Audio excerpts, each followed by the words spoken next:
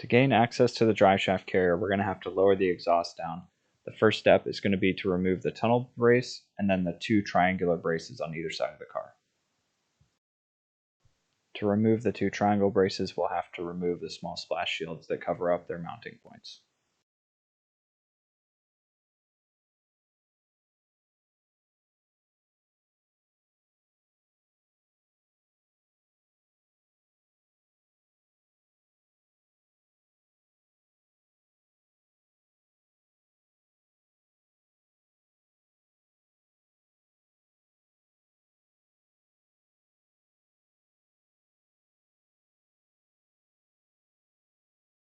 Next, remove the rear brace.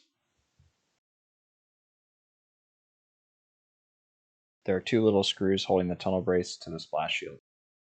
Next, we'll start lowering the exhaust. When you get to the rear, you'll have to pull the air lines off of the exhaust actuators.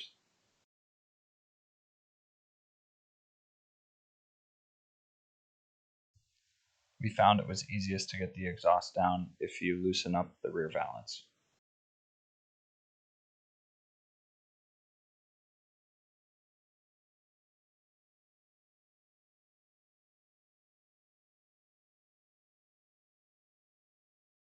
Now we'll finish removing the rest of the splash shield hardware to loosen up and access the rest of the heat shield hardware.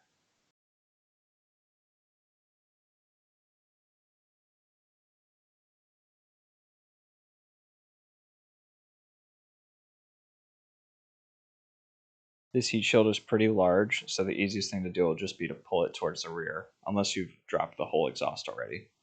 Disconnect the metal bracket from the OEM carrier. Now we're going to cut off the OEM carrier. For this one, we found it easiest to just make two cuts and drop the driveshaft out the bottom.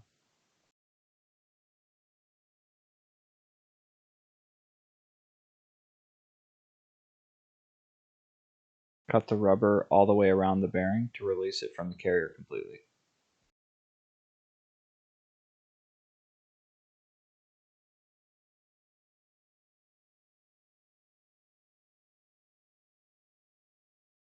Using a razor blade, trim down the center rib, leaving just the base layer of rubber intact.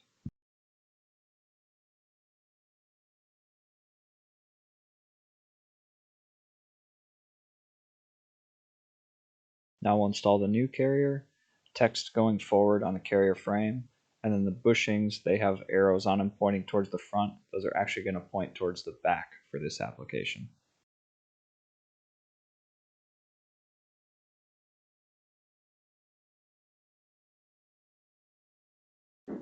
Bring the bottom half up and secure the two together using an Allen wrench.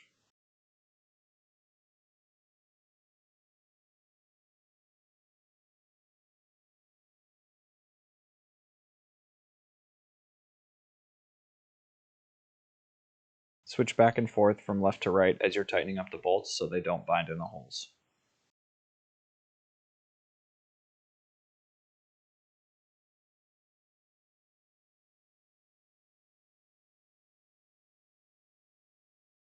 Now we're going to bolt the carrier up.